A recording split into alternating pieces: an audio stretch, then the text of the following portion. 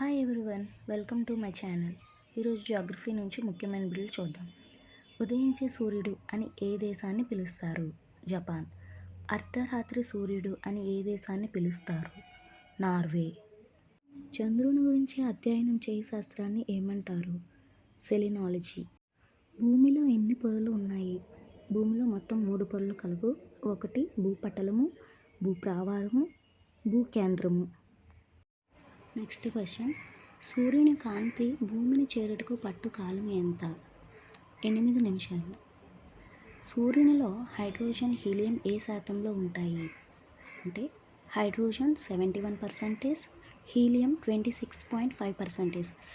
ఇంకా మనం ఇక్కడ గుర్తుపెట్టుకోవాల్సింది ఏంటంటే నక్షత్రాల్లోనే మరియు విశ్వంలో కూడా అధిక శాతంలో ఉన్న వాయువు అయితే హైడ్రోజన్, ఎంత 71%.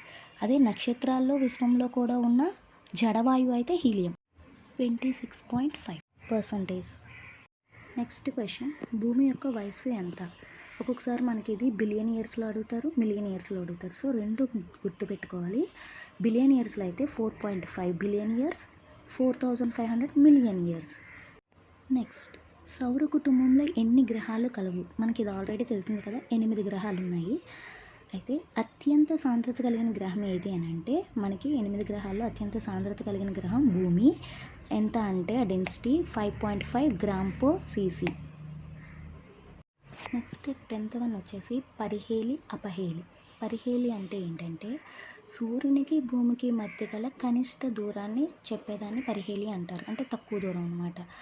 ఇది ఎంత ఉంటుంది? 147 మిలియన్ కిలోమీటర్స్. అయితే ఈ పరిహేలి ఏర్పడినప్పుడు భూమి యొక్క ఉష్ణోగ్రతలు ఎక్కువగా ఉంటాయి. ఎప్పుడు మ్యాక్సిమం ఏర్పడుతుందంటే January 3rd. నెక్స్ట్ అపహేలి అంటే ఇదేంటంటే భూమికి సూర్యునికి మధ్య గరిష్ట దూరాన్ని అపహేలి అంటారు. దీని యొక్క డిస్టెన్స్ ఎంత అంటే 152 మిలియన్ కిలోమీటర్స్. అపహేలి ఏర్పడినప్పుడు ఏమవుతుంది? ఉష్ణోగ్రతలు తక్కువగా ఉంటాయి అన్నమాట. భూమి యొక్క సగటు ఉష్ణోగ్రతలు తక్కువగా ఉంటాయి. ఇది ఎప్పుడు ఏర్పడుతుందంటే July 4th ఏర్పడుతుంది. సో పరిహేలి అంటే కనిష్ట దూరం, అపహేలి అని అంటే గరిష్ట దూరం అన్నమాట. For more videos please like, share, subscribe my channel.